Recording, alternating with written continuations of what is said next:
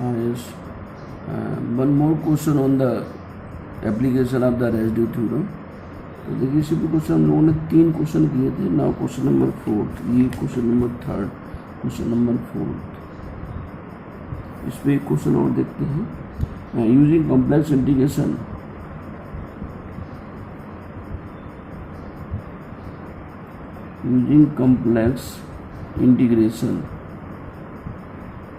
complex integration method, evaluate integration 0 to 2 pi, और ये हो गया cos 2 थीटा अपान में 5 + 4 cos थीटा और इंटू में d थीटा. ठीक है, देखो यहाँ पे न्यूमेरिकल वैल्यूज हैं. ठीक है, तो फर्स्ट सोल्यूशन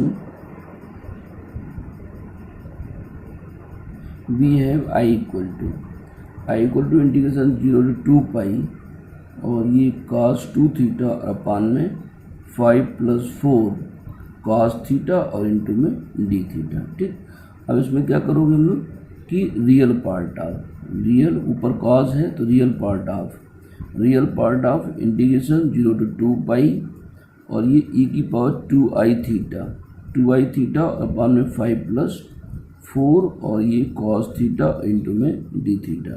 ये रियल पार्ट इसका लिखेंगे. ठीक है, इसमें एक चीज़ और कर दीजिएगा, i equal to real part of integration 0 to 2 pi. ठीक है, e की पावर 2i थीटा और अपान में 5 + 4 cos थीटा भी लिख दो. e की power i theta plus e की पावर -i थीटा और अपान में 2 और इंटू में ये d theta. Consider the unit circle mark z equal to 1, तो implies that z equal to e की पावर i थीटा. तो यहाँ से 1/z क्या हो जाएगा, e की पावर -i थीटा. इसको डिफरेंशिएट कर लो.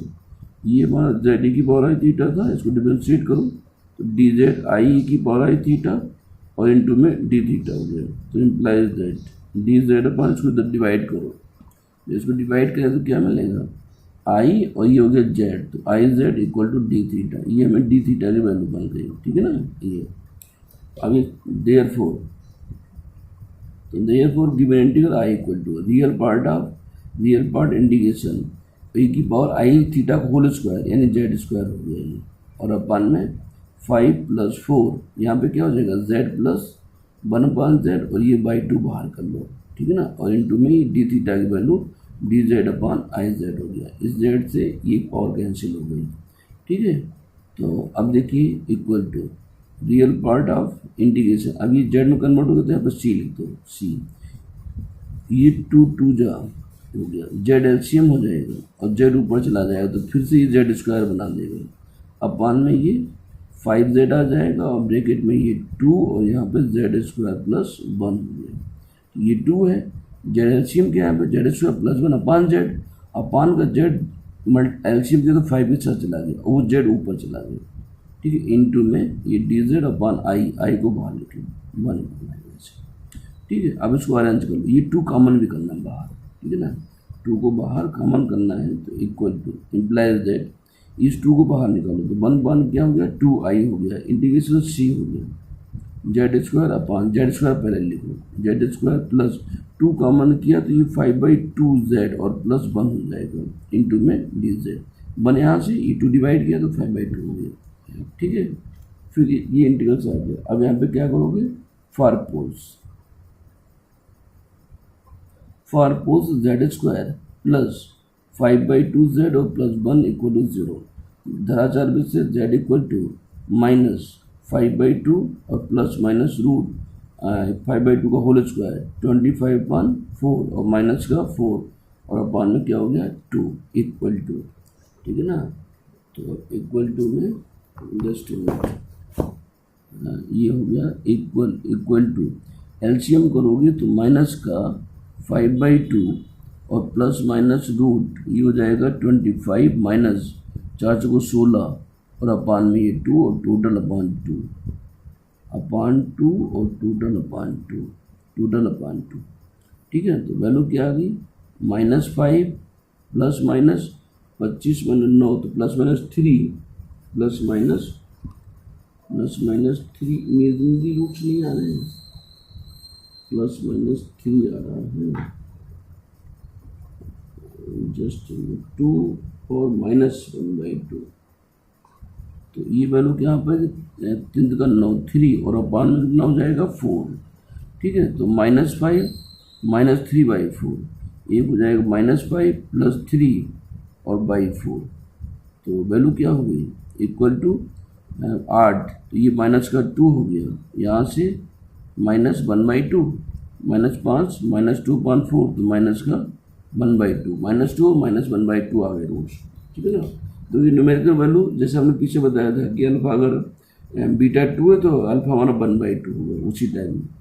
तो अब यहाँ पर रूट्स हमारे पास 2 हो गए, -2 तो लेट यहाँ पे ऐसे कर सकते हैं लेट अल्फा इक्वल टू -1/2 और बीटा इज इक्वल टू -2। ठीक, तो here just a minute, here alpha equal to यानी alpha is equal to -1/2 lies inside c, lies inside the unit circle, inside the unit circle mod z equal to 1।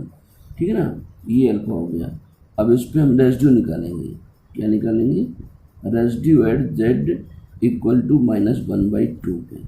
ये polar order बनी है तो limit z tends to -12 z plus half और into f z कहाँ से लिखेंगे z² अपान, इसको देखिए पीछे खिसका था थोड़ा सा, यहाँ से ये फंक्शन हमारा एफ जेड है तो z² अपान दिस वैल्यू, और इसमें क्या लिखो z minus alpha z minus beta लिखेंगे। ठीक है ना, यानी z माइनस -2 और -12 जो रूट्स निकाले थे। चलिए, तो अब यहाँ पे हम क्या लिखना है एफ जेड लिखना, एफ जेड में क्या था z² और अपान में एक z प्लस हाफ आएगा और एक z प्लस 2 आएगा, क्योंकि रूट्स हमारे पास ये 2 थे। ठीक है ना, तो ये हाफ वाला टर्म कैंसिल हो गया। ठीक है ना, अब इसमें हमें लिमिट अप्लाई करना है, z टेंस टू -12 लिखना है तो -1/2 का होल स्क्वायर। ठीक है, अपान में यहाँ z के स्थान पर -12 और प्लस का 2। ये क्वेश्चन हम लोग अगले पेज पे देखते हैं। तो next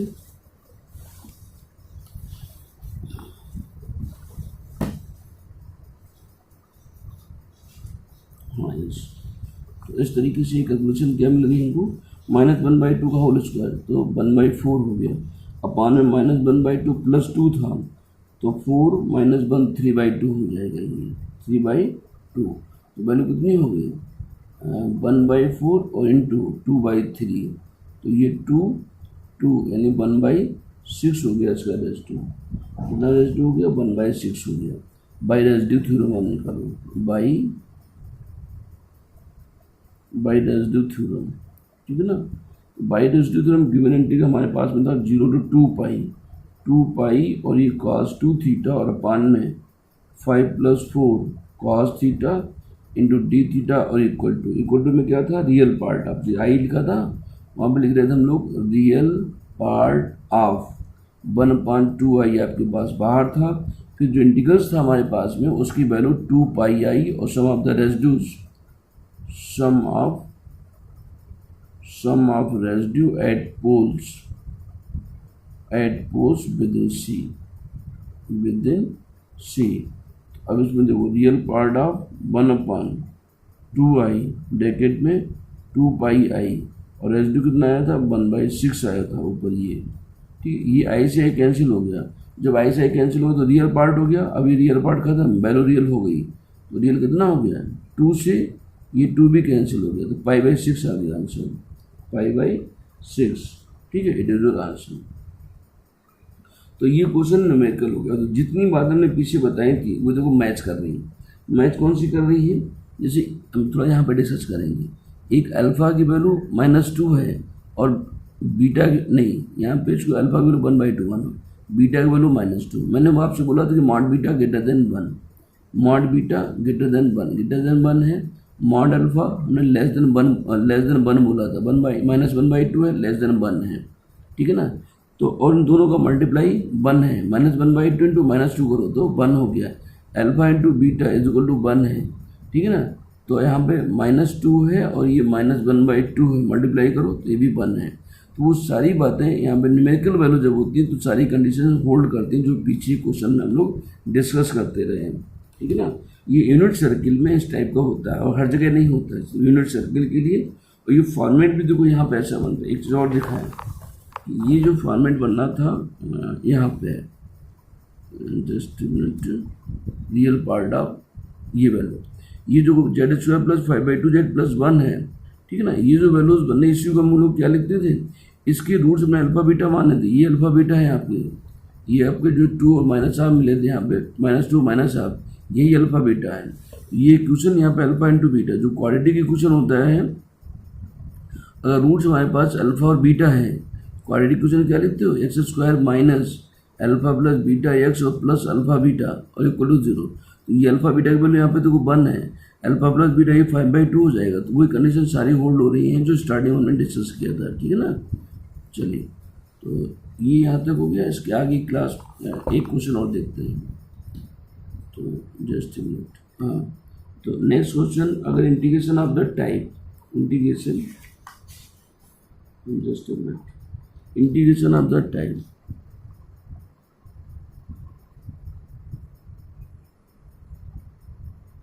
integration of the type integration -∞ to ∞, और ये fx upon capital Fx dx हो जाए, ठीक है ना, यानी x की फॉर्मेट हो जाए, where fx and capital Fx, where fx and capital Fx, ठीक है, are polynomial, are polynomial, polynomial in x, ये x में पॉलिनोमियल है, ठीक है ना। तो x में पॉलिनोमियल है सच दैट ex fx और अपान में कैपिटल Fx, ये fx कैपिटल Fx tends to 0 as x tends to ∞, ये सी कंडीशन है। fx has no zeros in the real axis, और एक कंडीशन और इसके साथ में है कि fx has no zeros on the real axis, on the real axis पे इसका कोई फोर्स लाइन नहीं करेगा, ठीक है ना। इस पे क्वेश्चन आते हैं। क्वेश्चन पे हम लोग सारी बातें डिस्कस करेंगे। क्वेश्चन फर्स्ट है, using contour integral,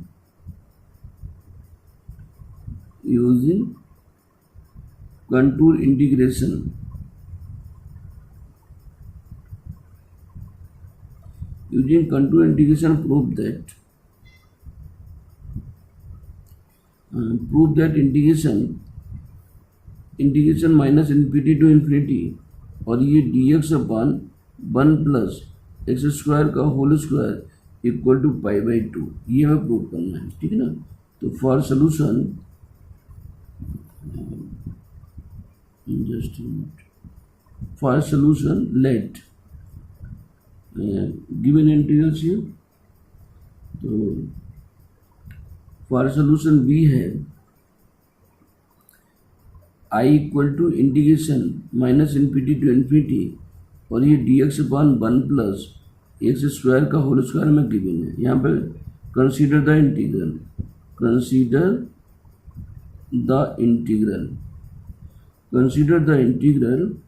integration c, और ये fz dz, वेयर fz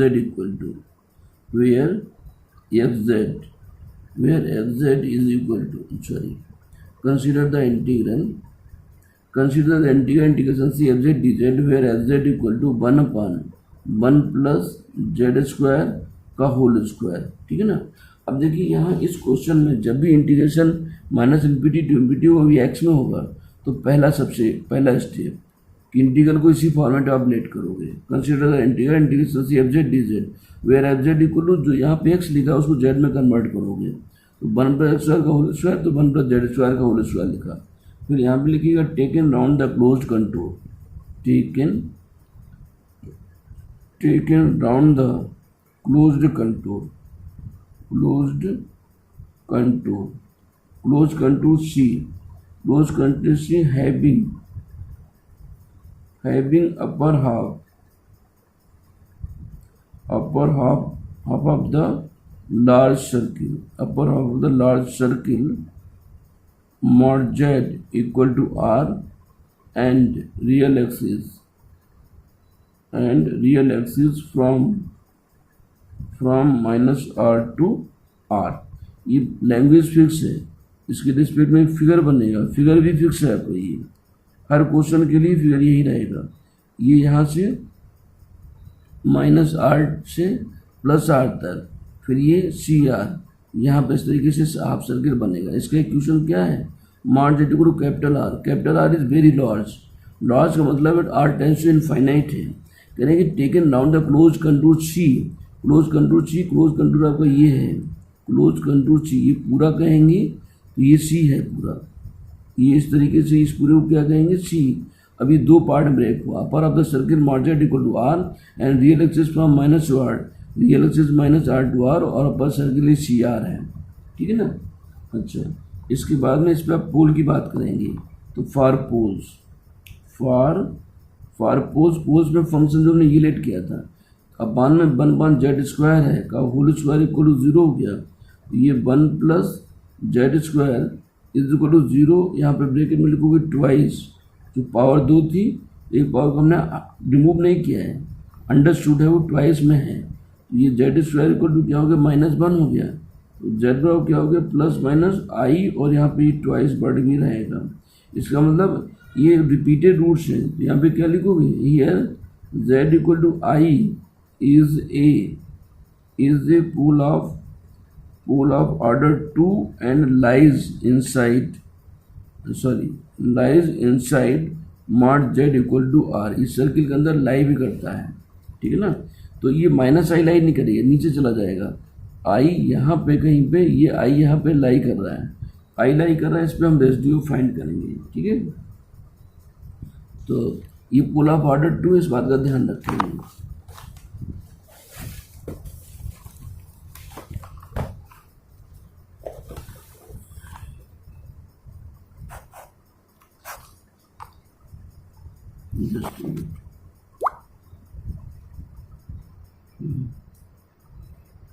तो ये पोल ऑफ ऑर्डर 2 था, अब हमें इस पर रेसिड्यू चाहिए, तो residue at z equal to i पे, तो पोल ऑफ ऑर्डर 2 तो एक बार डिफरेंशिएट होगा, d d z minus i function into f z होता है, into f z z minus i का whole square into f z और at point at z equal to i पे, तो इक्वल टू ये हो गया d d z minus i का होल स्क्वायर, एफ जेड की value 1 upon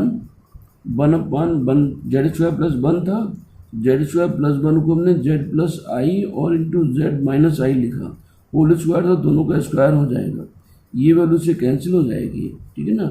eight Z equal to आई हो गया, 1 अपान जेड प्लस 1 का होल स्क्वायर डिफरेंशिएट करो तो ऊपर जाएगी पावर, तो -2 अपान ये जेड प्लस आई का क्यूब हो जाएगा, और इस पर एट जेड इक्वल टू आई, अब जेड इक्वल टू आई देखो तो -2 अपान आई प्लस आई का होल क्यूब हो गया, इसको सॉल्व करो तो -2 अपान 2i क्यूब, तो 8i क्यूब का माइनस आई हो गया, आई स्क्वायर की वैल्यू -1, ये -1 प्लस हो गया, तो प्लस हो गया तो क्या मिलेगा 1/4i हो गया, ये 1/4i।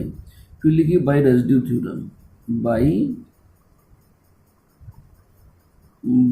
रेसिड्यू थ्योरम क्या कहता है, integration c f z d z, ये हमने इंटीग्रल लेट किया था, इक्वल टू क्या हो जाएगा 2πi some of the residues, ठीक है, sum of residues at the poles, वो वैल्यू इतनी आ रही, सीधे वैल्यू रखो यहाँ पे 1/4i रेसिड्यू वैल्यू ये आई, इसको सॉल्व करो, आई कैंसिल हो गया, ये हो गया π/2 हो गया। ये जो इंटीग्रल सी था ये दो पार्ट में ब्रेक होगा, integration -r/r f x d x में, एफ एक्स डी एक्स और प्लस इंटीग्रेशन ये सी आर और यहाँ पे ये f z d z is equal to π/2। Figure दोबारा फिर से यहाँ पे बना दे रहा हूँ,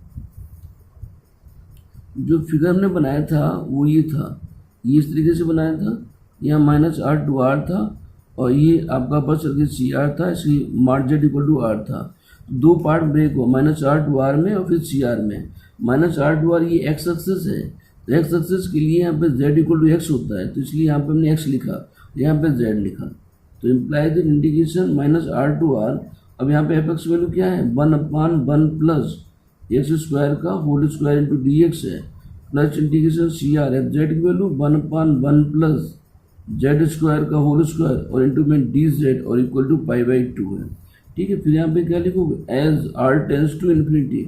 हमने पहले बोला था आर इज वेरी लार्ज, तो आर को हम इन्फिनिटी लेट कर सकते हैं। ठीक है, आर टेंस टू इन्फिनिटी पे क्या हो जाएगा, second integral goes to 0, as r tends to infinity integration c r 1/1 plus z square का whole square d z equal to 0। ये इंटीग्रल 0 है, वैल्यू यहाँ पे रखो, तो imply that integration minus infinity to infinity, इसको लिख सकते हैं by Jordan's lemma,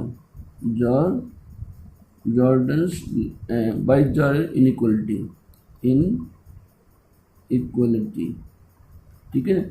minus infinity to infinity 1/1 plus x square का whole square into d x, ये वैल्यू 0 और इक्वल टू हो गया π/2। ठीक है ना, तो implies that integration minus infinity to infinity 1/1 plus x square का होल स्क्वायर और into d x is equal to π/2 hence proved. ठीक है ना, ये वैल्यू प्रूव होती है। ये 0 कैसे हुआ इसका हम एक्सप्लेनेशन और बताते हैं कि जो ये सेकेंड इंटीग्रल था इसका हमने क्या लिया, मॉड इंटीग्रेशन सी आर, और यहाँ पे वैल्यू है आपके पास में d z upon 1 plus z square का होल स्क्वायर। ठीक है ना, इसको less than equal to integration c r mod d z upon 1 plus z square को हम मॉड जेड का होल स्क्वायर ले सकते हैं। ठीक है ना, less than equal to integration c r, ये mod d z upon 1 plus mod z r के बराबर था, तो मॉड जेड के स्थान पर आर लिखो, तो आर स्क्वायर का होल स्क्वायर, ये वैल्यू कांस्टेंट इंटीग्रल के बाहर लिखो, 1/1 प्लस आर स्क्वायर का होल स्क्वायर हो गया इंटीग्रेशन सी आर, और ये हो गया मॉड डी जेड। ठीक है ना, equal to 1/1 plus r square का होल स्क्वायर, और ये integration c mod d z, ये सर्कमफ्रेंस ऑफ द सर्किल होता है, हाफ सर्किल है, तो यहाँ पे लिखोगे पाई आर। ठीक है ना, पाई आर लिखने के बाद फिर क्या करोगे, पाई आर पान यहाँ से आर स्क्वायर कॉमन करो, आर बाहर आएगा, आर के पावर 4 हो जाएगा, 1 प्लस 1 पान आर स्क्वायर का होल स्क्वायर, एक पावर कैंसिल हो गया, तो पाई पान आर क्यूब हो जाएगा, और ये 1 प्लस 1 पान आर स्क्वायर का होल स्क्वायर हो गया। अब यहाँ पे as r tends to infinity लिखो, आर टेंस टू इन्फिनिटी जैसे लिखोगे ये वैल्यू क्या हो जाएगी, 1/इनफाइनाइट, तो वैल्यू हो जाएगा 0, as r tends to infinity, यहाँ आर इन्फिनिटी रखो, ये वैल्यू 0 हो गई, तो ये इंटीग्रल आपका 0 होता है यहाँ पे। ठीक है, तो इस तरीके से हम लोग ये 2 क्वेश्चन करेंगे, इस पर 2 क्वेश्चन और कराएंगे, तो नेक्स्ट वीडियो में बताएंगे। फिर आज फिर इतना, थैंक यू।